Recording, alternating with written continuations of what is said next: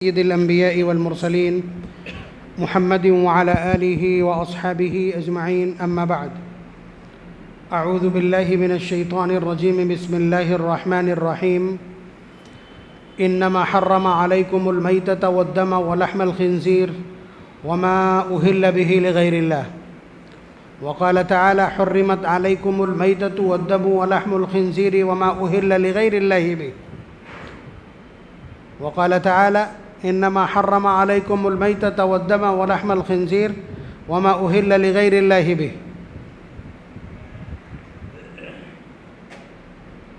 یہ آیت بلکہ آیات ایک تو سورہ انعام کی ہے پارہ نمبر 6 کی، ایک سورہ بقرہ پارہ نمبر 2 کی، ایک سورہ نحل پارہ نمبر 14 کی۔ مسئلہ تھوڑا سا سینسٹیو ہے۔ پیچھے سے میں نے جو کچھ ذکر کیا، ربیع الثانی کا مہینہ ہے، دوسرے الفاظ میں 11ویں کا مہینہ ہے۔ 11ویں کیا چیز ہے اس کو سمجھانے کے لیے پہلے میں نے اولیاء اللہ کا تذکرہ کیا کہ اولیاء کون لوگ ہوتے ہیں۔ وہ لوگ جو اللہ کے بہت قریب ہوتے ہیں، وہ لوگ جو ہر زمانے میں نبی کے طریقے پر چل کر کے دکھاتے ہیں، اس امت کے لیے آئیڈیالوجی پرووائڈ کرتے ہیں اور اس امت کے ہیروز ہوتے ہیں۔ ان کا ہم سے رشتہ یہ ہے کہ ہمیں ان سے محبت کرنا، ان کے راستے پر چلنا۔ یہ ہے بزرگی اور ولایت سے ہمارا تعلق اور اس کا خلاصہ۔ لیکن ہم نے مجاوروں کے کہنے پر، چڑھاوا خوروں کے کہنے پر اولیاء اللہ کو صرف اتنا جانا ہے کہ ان کے نام پر ہمیں 5 طرح کی مٹھائیاں جمع کرنا ہے، 5 طرح کے سالن تیار کرنے ہیں، 5 طرح کے پھل لا کر کے اور پھر ان کو خود کھا لینا ہے اور لوگوں کو کھلا دینا ہے۔ بالکل ہندوانہ طریقہ کہ فلاں تاریخ میں فلاں دن، منگل کے دن فلاں جگہ لنگوٹ چڑھے گا، ناریل چڑھے گی، بس چڑھا دیا اور بات ختم ہے۔ بات سمجھ رہے ہیں؟ نہ ان کو یہ معلوم ہے کہ یہ کس کا تھان ہے اور یہ دیوتا کیا چاہتا ہے، اس نے انسانیت کو کیا دیا ہے، اس کی تعلیمات کیا ہیں، اس کے سنسکار کیا ہیں، اس کی آئیڈیالوجی کیا ہے، کچھ نہیں۔ وہی حال ہمارا کر دیا۔ میں بہت صاف ستھرے الفاظ میں کہنا چاہتا ہوں، اس مجمع میں کتنے لوگ ایسے ہیں جو یہ جانتے ہیں کہ شیخ عبد القادر جیلانی رحمۃ اللہ علیہ کی سیرت یہ ہے، انہوں نے انسانیت کو اس پاتھ پہ چلایا ہے۔ وہ کیا چاہتے ہیں اپنے انویائیوں سے یا اپنے منتسبین اور متوسلین اور محبت کرنے والوں کو کیا بتلاتے ہیں، کیا چاہتے ہیں، کیا سکھلایا ہے؟ کوئی ایک شخص بتا دے کھڑا ہو کر کے جو جانتا ہو، وہ بتلا دے جو ہزاروں روپے خرچ کر کے اور اس پر کھانے پکواتا ہو۔ تو کچھ چیزیں جو بہت کلیئر کرنی ہیں، پہلے تو آیت کریمہ سمجھ لیجئے۔ یہ آیت چاروں جگہ ایک ہی جیسی ہے قریب قریب۔ اللہ تعالیٰ فرماتے ہیں پارہ نمبر 2 سورہ بقرہ کی جو آیت ہے، وہاں اللہ تعالیٰ کچھ چیزیں بتلا رہے ہیں، کیا چیزیں کھانا ہے، کیا نہیں کھانا۔ کفار مکہ نے کچھ حلال چیزوں کو حرام کر رکھا تھا، اللہ تعالیٰ نے اس کو رد کیا۔ پھر اس کے بعد فرمایا یا ایھا الذین آمنوا کلوا من طیبات ما رزقناکم واشکروا للہ ان کنتم ایاہ تعبدون۔ اگر واقعی تم اللہ کے بندے ہو تو اللہ نے جن چیزوں کو پاک بنایا ہے، حلال کیا ہے، ان کو کھاؤ اور کھانے کے بعد اس پر شکر کرو۔ پھر اس کے بعد حرام کی تفصیل بتلائی کہ کیا چیز حرام ہے۔ تو یہ پہلی لسٹ ہے جس کو قرآن نے بیان کیا ہے، انما حرم علیکم المیتہ۔ مطلب آپ کچھ بھی نہ جانتے ہو تب بھی الفاظ سے اتنا سمجھ لیں گے، حرمہ کا مطلب حرام کیا ہے، اور میتہ کا مطلب مردار ہے، میت کہتے ہیں نا، کہ اللہ تعالیٰ نے تم پر حرام کیا ہے کاہے کو؟ مردار کو۔ یعنی جو جانور خود سے مر جائے، دیوار گر پڑے یا گلا دبا دیا گیا ہو، اٹھا کے پٹک دیا گیا ہو یا اپنی موت سے مر جائے، اس مردار کو کھانا حلال نہیں ہے۔ اس کے کھانے والی جتنی چیزیں ہیں ان کا بیچنا بھی حلال نہیں۔ یعنی اگر ہمارا مرغہ مر گیا، مرغے بیچنے والے بھی یہاں کافی مقدار میں ہیں، اگر ہمارا مرغہ مر گیا اور اس کے بعد کوئی غیر مسلم آتا ہے، کوئی بھٹے والا آتا ہے یا کوئی بھی آتا ہے، وہ کہتا ہے کہ آدھی قیمت میں یہ ہم کو دے دو یا 1/4 قیمت میں ہم کو دے دو، یہ بیچنا حرام ہے، اس کی رقم حرام۔ بات سمجھ رہے ہیں؟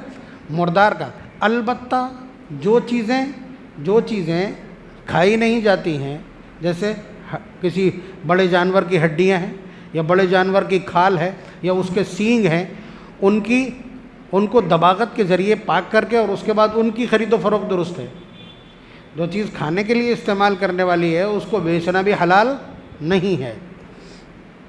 انما حرم علیکم المیتہ، اس کی تفصیل نہیں ذکر کرنا، لیکن آ گیا تو میں نے ذکر کر دیا۔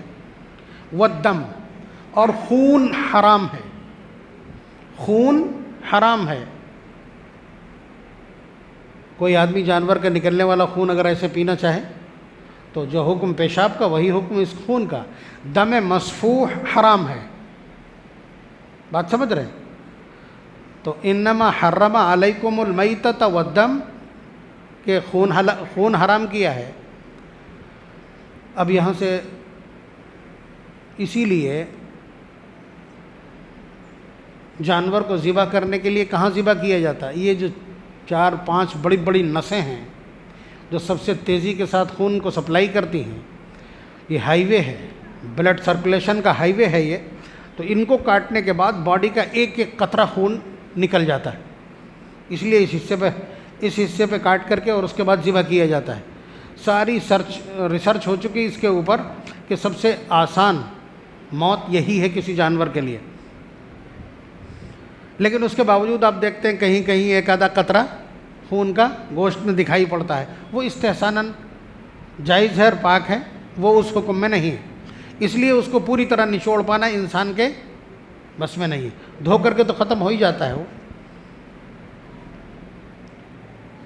تو کیا چیزیں ہو گئی؟ مردار حرام ہے اور خون حرام ہے۔ تیسرا نمبر ولحم الخنزیر، اور خنزیر کا گوشت حرام ہے۔ کچھ کہنے ہی نہیں اس پہ، بوڑھی عورتیں پیٹ سے مسئلہ بنا کر کے یہاں تک کہتی ہیں جو اس کا نام لے لے وہ 40 دن تک اس کا منہ ناپاک رہتا ہے، زبان ناپاک رہتی ہے۔ اگرچہ مسئلے کے اعتبار سے یہ ناجائز ہے، اس لیے کہ ان کا یہ مسئلہ اگر مان لیں گے تو قرآن کی یہ تینوں آیتیں جب آپ تلاوت کریں گے تو آپ کی زبان ناپاک ہو جائے گی۔ تو یہ قرآن کے اوپر ایلیگیشن آئے گا کہ قرآن پڑھنے سے زبان ناپاک ہو گئی، تو یہ ایک بدتمیزی ہو جائے گی نا، قرآن کریم کے ساتھ بدترین توہین ہوگی۔ تو یہ تو بلا وجہ جاہلیت ہے، لیکن اتنا پھر بھی سمجھ میں آتا ہے کہ ہمارے سماج میں خنزیر کو اتنا ناپسند کیا جاتا، ناپاک سمجھا جاتا ہے۔ تو کتنی چیزیں ہو گئیں۔ جو ہمارے بچے اسکول کالج میں پڑھنے والے ہیں، انگریزی گرامر پڑھ رہے ہوں، تو میں ان کے لیے یہ بات بتلا دوں، حرم یہ ورب ہے، ٹھیک ہے، یہ ورب ہے اور اس کے یہ 5 آبجیکٹ ہیں، المیتہ، الدم، لحم الخنزیر، ما اہل بہ لغیر اللہ، یعنی ایک ورب ہے، لفظ حرمہ ایک فعل ہے اور اس کے یہ 4 مفعول ہیں، یعنی سب کا حکم ایک دم برابر ہے۔ دیکھیے اس سے پہلے اس کے اوپر میرے اوپر ایک ریڈ پڑ چکی ہے، اس مسئلے کو اسی تفصیل سے بیان کیا تھا، اس کے باوجود لوگوں نے اس کو غلط طریقے سے شہرت دی اور پھر اس کے بعد تماشا ہوا۔ لیکن آپ مسئلہ ہے اس لیے اس کو سمجھ لیجئے، میری ڈیوٹی ہے کہ امت اپنا پیسہ خرچ کر رہی ہو، گاڑھی کمائی خرچ کر رہی ہو، اور اس کے بعد اس خرچ کرنے کے بعد وہ اپنے اعمال میں سے بدترین جرائم کی مرتکب کہلائے، اس سے بڑا نقصان کیا ہے؟ پیسہ بھی خرچ ہو اور مزہ بھی نہ آئے، گناہ بے لذت۔ تو 3 چیزیں سمجھ میں آ گئیں کہ اللہ تعالیٰ نے حرام کیا ہے مردار کو، خون کو اور خنزیر کے گوشت کو۔ چوتھی چیز جسے سمجھانا ہے آج، ما اہل بہ لغیر اللہ، جو اللہ کے علاوہ دوسروں کے نام پر چڑھائی گئی چیزیں۔ سن لیجئے گا اچھی طرح سے کہ اللہ تعالیٰ نے حرام کیا ہے مردار کو، خون کو، خنزیر کے گوشت کو اور ان تمام چیزوں کو جو اللہ کے علاوہ دوسرے کے نام پر چڑھائی گئی ہوں۔ اب ٹھہر کر کے یہ سمجھ لیجئے کہ کسی کے نام پر چیزیں کیوں چڑھائی جاتی ہیں، مطلب بہت واضح الفاظ لے کے چل رہا ہوں۔ جو لوگ ہمارے ہندو برادران وطن گنگا کے اوپر سے گزرتے ہیں اس میں پیسے پھینکتے ہیں، یہ گنگا پہ چڑھایا ہوا پیسہ کہلاتا ہے۔ نیت کیا ہے؟ گنگا میاں راضی ہو جائیں گی اور ہماری انتی ہو جائے گی اور ہمارے کشٹ کٹ جائیں گے، ہمارا کلیان ہو جائے گا۔ یہ ان کی بھاشا میں یہی شبد ہوتے ہیں نا۔ تو آپ سمجھ لیجئے کہ یہ غیر اللہ کو، یعنی اللہ کے علاوہ دوسرے کی عبادت کے نام پر، دوسرے کو راضی کرنے کے نام پر، دوسرے کو معبود سمجھنے کے نام پر، دوسرے کے ذریعے سے نفع حاصل کرنے کے نام پر یہ پیسہ چڑھایا گیا ہے۔ تو یہ ما اہل بہ لغیر اللہ ہے۔ یہ کیا ہے؟ وہی ہے جو مردار کا ہے حکم ہے، وہی ہے جو خنزیر کا حکم ہے، وہی ہے جو خون کا حکم ہے، وہی اس کا حکم ہے۔ بات سمجھ لی آپ نے؟ یا اسی طرح کسی تھان پر جا کر کے جو مٹھائی رکھ دی جاتی ہے، جو پیسے رکھ دیے جاتے ہیں، ان پیسوں کا حکم بھی وہی ہے جو مردار کا، خون کا اور خنزیر کا اور گنگا میں چڑھائے ہوئے پھل پھول۔ اور یہ صرف پیسوں کا نہیں، گنگا میں جو پھل چڑھائے جاتے ہیں، چاہے وہ ناریل ہو، اور چاہے، میں ایک ایسی بستی سے آتا ہوں جہاں دن بھر یہی تماشے ہوتے ہیں، جو آلو کی ٹرالی لے کے نکلا اس نے پھینک دیے، کوئی لوکی لے کے نکلا وہ اس نے پھینکی، دودھ والے دودھ لے کے نکلتے ہیں وہ ڈالتے ہیں، دن بھر یہی ہوتا ہے وہاں۔ اس کا مقصد یہی ہے کہ یہ میرا معبود ہے، راضی ہو جائے اور میرا کام بن جائے، بیڑا پار ہو جائے۔ اسی پر آپ قیاس کر لیجئے، آپ کو کوئی پرساد لے کے آتا ہے، کہیں کسی مندر پہ کسی جگہ گیا اور اس کے بعد وہاں سے کوئی پرساد لے کر کے آیا، اس پرساد کا حکم بھی وہی ہے۔ یاد رکھیے گا اچھی طرح سے۔ دیوالی کی جو مٹھائیاں آپ لوگوں کو ملی ہیں، اس میں بھی فتوے کی روشنی میں وضاحت یہی ہے کہ اگر ان مٹھائیوں پر اس طرح کی کوئی کارروائی ہے، کسی دیوی دیوتا کے اوپر چڑھا کر کے اور پھر اس کے بعد میں آپ تک پہنچی ہیں، تو ان کا حکم بھی وہی ہے۔ اور اگر ڈائریکٹ کہیں سے کسی مٹھائی کی دکان سے اٹھا کر کے آپ کو دے دی گئی ہیں تو یہ بھی احتیاط کے خلاف ہے، مگر اس کا حکم وہ نہیں۔ جزیات نوٹ کر لیجئے، میں تو آن ریکارڈ ہوں۔ اہل عرب ایسا بھی کرتے تھے کہ کوئی جانور لے آئے اور جانور لا کر کے کسی بت کے استھان پر، وہاں تو بہت سارے تھان بنے ہوئے تھے، لات کا الگ، عزا کا الگ، منات کا الگ، بات سمجھ رہے ہیں آپ، نائلہ کا الگ، اسیاف کا الگ۔ یہ تو وہ بت ہیں جو قرآن میں مذکور ہیں، آپ کو معلوم ہے۔ وَمَنَاةَ الثَّالِثَةَ الْأُخْرَىٰ لَاتَ وَالْعُزَّىٰ، سورہ نجم میں تینوں بتوں کے ایک ساتھ تذکرہ ہے۔ تو ان کے تھانوں پر لا کر کے اور اس کے بعد اس کو وہاں ذبح کیا جاتا تھا، اور انہی بتوں کا نام لیا جاتا تھا کہ فلاں کے نام سے۔ بات سمجھ رہے ہیں آپ؟ تو آپ یہ سمجھیے کہ یہ ذبح کیا ہو کسی تھان پر، کسی کے نام لے کر کے ذبح کیا ہوا، یہ جانور مردار ہے، نجس ہے۔ الفاظ یاد رکھیے، مردار ہے، نجس کے حکم میں۔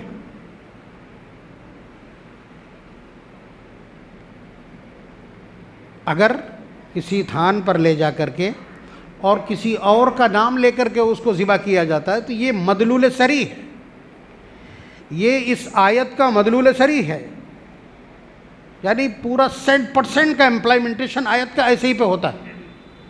لیکن میں نے آپ کو بتلایا کہ اگر کوئی آدمی اس نام سے، یعنی لات کی بت پر یا عزا کے بت پر، عزا کے تھان پر لے جا کر کے اپنا اونٹ ذبح کرتا ہے اور پھر اس کے بعد بسم اللہ کہتا ہے یا بسم العزا کہتا ہے کہ عزا کے نام سے ذبح کرتا ہوں، تو اس سے اس کی مراد اور اس کا مقصد کیا ہے کہ یہ بت ہم سے راضی ہو جائے گا اور ہمارا بیڑا پار کر دے گا، یعنی اس کو وہ کارساز، مشکل کشا، حاجت روا اور تذکیر سمجھتا ہے، اس لیے وہ ایسا کرتا ہے۔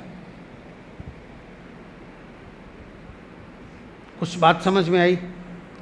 اللہ تبارک و تعالیٰ نے حرام کیا ہے مردار کو، اور حرام کیا ہے خون کو، اور حرام کیا ہے خنزیر کے گوشت کو، اور حرام کیا ہے ان ساری چیزوں کو جو اللہ کے علاوہ دوسرے کو راضی کرنے کے لیے چڑھائی گئی۔ بات سمجھ لیجیے، اتنی بات سمجھ میں آ گئی۔ تو اللہ کے علاوہ، چاہے وہ گنگا ہو، چاہے وہ کوئی پربت ہو، چاہے وہ کوئی تھان ہو، اور چاہے وہ پیپل کی جڑ ہو، اور چاہے وہ کسی ولی، کسی فقیر اور کسی پہنچے ہوئے شخص کی ذات ہو، شخصیت ہو، چاہے وہ پیغمبر ہو، وہ غیر اللہ تو ہے نا. اللہ کے علاوہ کوئی ہو چاہے وہ جبریل امین کیوں نہ ہو. بات سمجھ لیجئے. اس لیے کہ اہل عرب فرشتوں کی بھی پوجا کرتے تھے.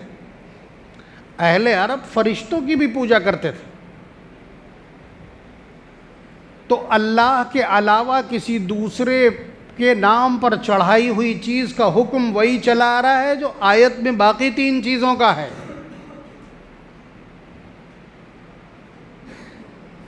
اب آ گئی بات وہیں پہ جسے سن کر کے آپ کو طیش آتا ہے، لیکن مجھے آیت کریمہ سمجھانی ہے، اس لیے کہ آپ میرے سامنے بیٹھے ہیں، میں قرآن و سنت کا علم رکھتا ہوں، اور میرا اپنا دعویٰ یہ ہے کہ میں صحیح آپ تک پہنچانے کی کوشش کر رہا ہوں. تو پھر میں تو اب سمجھ لیجئے کہ اگر کوئی شخص کسی کی قبر پر جاتا ہے، وہاں لے جا کر کے وہ مٹھائی رکھ دیتا ہے، اگر نیت یہ کرتا ہے کہ بابا ہم سے راضی ہو جائیں گے اور ہمارا کام بنا دیں گے، تو ان لڈوؤں کا حکم بھی وہی ہے جو آیت میں موجود خون، مردار اور خنزیر کے گوشت کا. اس لیے کہ جس طرح اس نے گنگا کو راضی کرنے کے لیے، اس نے لات منات اور عزا کو راضی کرنے کے لیے یہ کیا تھا، وہی آپ نے کیا ہے. وہ بھی اللہ کے علاوہ تھا، یہ بھی اللہ کے علاوہ ہے. وہ بھی غیر اللہ، یہ بھی غیر اللہ. یاد رکھیے اس کو. احترام کے اپنے اینگل ہیں. میں نے بتایا تھا کہ اولیاء اللہ قابل احترام ہیں، اللہ نے ان کو قابل احترام بنایا ہے ان کے نیک اعمال کی بنیاد پر. قرآن نے کہا ان الذین آمنوا وعملوا الصالحات سیجعل لهم الرحمن ودا. وہ لوگ جو ایمان لائے اور اچھے اعمال کیے، ان کی محبت اللہ تبارک و تعالیٰ لوگوں کے دلوں کے اندر زبردستی ڈال دیا کرتے ہیں، پیوست کر دیتے ہیں. تو اولیاء اللہ کہا ہی ان کو جاتا ہے کہ جن کے صبح سے شام تک سارے اعمال نیک ہیں. بات سمجھ رہے ہیں آپ؟ یہ ان سے محبت کا طریقہ ہے کہ ان کو فالو کیا جانا چاہیے. لیکن آپ نے ان کو معبود بنا دیا ہے، اس سے بڑا کوئی جرم نہیں کائنات میں. آپ قرآن کریم اٹھا کے دیکھیے، نبی اکرم صلی اللہ علیہ وسلم کے سامنے جو سوال کہ ما ہی اکبر الکبائر یا رسول اللہ، بڑے گناہوں میں سب سے بڑا گناہ کون سا ہے؟ جو گناہ کبیرہ کہلاتے ہیں، جو 70-75 کی تعداد میں ہیں. حضور سے پوچھا جا رہا ہے کہ ان بڑے گناہوں میں سب سے بڑا گناہ کیا ہے؟ تو حضور نے معلوم ہے جواب کیا دیا ہے؟ ان تجعل للہ ندا وہو خلقک، کہ تم اللہ کے برابر کسی کو کھڑا کر دو، اللہ کا شریک کسی کو بنا دو، اللہ تبارک و تعالیٰ جیسا کسی کو بنا دو، اللہ تبارک و تعالیٰ کہ جیسا بیہیویئر اس کے ساتھ کرنے لگو. یہ اس کائنات کا سب سے بڑا جرم ہے، جرائم میں بڑا جرم. ما ہی اکبر الکبائر سوال ہے، اور یہ صحیح ستہ کی روایت ہے، یعنی جو 6 بڑی کتابیں حدیث کی سب کی ہے. تو اب تھوڑا سا اور آگے بڑھیں گے، بات وہیں آ جائے گی. اب اگر کوئی شخص یہ سوچ کر کے بریانی کی دیگیں اترواتا ہے کہ ان بریانیوں کی وجہ سے بڑے پیر صاحب ہم سے راضی اور خوش ہو جائیں گے، اس لیے کہ وہ سکچم ہیں، وہ ہم سے خوش ہو جائیں گے اور ہمارے کاروبار کو ترقی دے دیں گے، ہمارا بیڑا پار کر دیں گے، ہماری مشکلیں دور کر دیں گے، ہمارے مسائل اور بیماریاں دور کر دیں گے، تو پھر اس بریانی کا حکم بھی وہی ہے جو آیت میں موجود باقی 3 چیزوں کا، بلا تأمل، 2 ٹوک الفاظ. اللہ کے علاوہ کسی دوسرے کو معبود سمجھ کر اس کی رضا کے واسطے خرچ کیا جانے والا ہر سامان ما اہل بہ لغیر اللہ ہے اور چڑھاوا ہے. آپ کسی بھی آیت کی تفسیر دیکھ لیجئے، یہ سچ یہ ہے کہ یہ سارے کے سارے مسائل ان پر اجماع ہے. آپ صدقہ کیوں کرتے ہیں، زکوٰۃ کیوں دیتے ہیں، خیرات کیوں کرتے ہیں، اور غریبوں کو کپڑا کیوں پہناتے ہیں، لوگوں کے یہاں کمبل اور لحاف کیوں پہنچا دیتے ہیں، ان کے یہاں کھانا کیوں پہنچا دیتے ہیں؟ صرف اس لیے کہ میرا رب راضی ہو جائے گا. کسی غریب کو ہم نے تھوڑا سا سہارا دیا ہے، میرا رب راضی ہو جائے گا اور میرے کام بن جائیں گے. اور نبی اکرم صلی اللہ علیہ وسلم کی سینکڑوں روایات اور ضمانت اس پر کہ جو صدقہ کرتا ہے اس کے مال میں اضافہ ہوتا ہے، جو صدقہ کرتا ہے اس سے بلائیں دور ہوتی ہیں، جو صدقہ کرتا ہے اس کی مصیبتیں ختم کر دی جاتی ہیں. یہ سب ہے کہ نہیں؟ اب یہی کام آپ نے اللہ کے علاوہ دوسرے کے لیے کر دیا. ادھر خرچ کیا تھا کہ میرے کاروبار میں ترقی ہوگی، صدقہ اس لیے کیا ہے، اور یہاں آپ نے بریانی اس لیے پکوائی ہے کہ بڑے پیر صاحب ہمارے کاروبار میں ترقی دے دیں گے۔ اسی وجہ سے دکان کا سامان، اس کا جو باردانہ ہے، اس کا جو ویسٹیج ہے، وہ سارا کا سارا بورے، پیپے، ڈبے، یہ ساری چیزیں بیچ کر کے اس رقم سے کیا جاتا ہے تاکہ ریلیشن کلیئر کیا جا سکے۔ بات سمجھ رہے ہیں آپ؟ تو حکم آپ نے سن لیا کہ اگر اللہ کے علاوہ کسی کو، چاہے وہ پیغمبر، چاہے وہ اولیاء اللہ میں سے کوئی ہو، اور چاہے کوئی اور بزرگ ہو، چاہے کوئی تھان ہو، وہاں اگر یہ کام کیا جاتا ہے تو اس کا حکم بھی، اس کھانے کا حکم بھی وہی۔ آپ اتنی سی بات پوچھ سکتے ہیں کہ پھر یہ قبروں پر جا کر کے اور وہاں اس طرح چیزیں بانٹنے اور تقسیم کرنے یا چڑھانے کا رواج آیا کہاں سے؟